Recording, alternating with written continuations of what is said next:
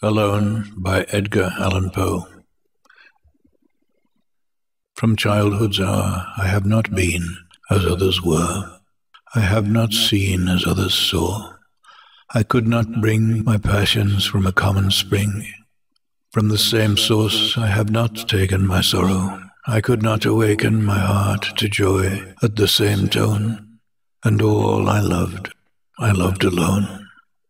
Then in my childhood, in the dawn of a most stormy life, was drawn from every depth of good and ill the mystery which binds me still.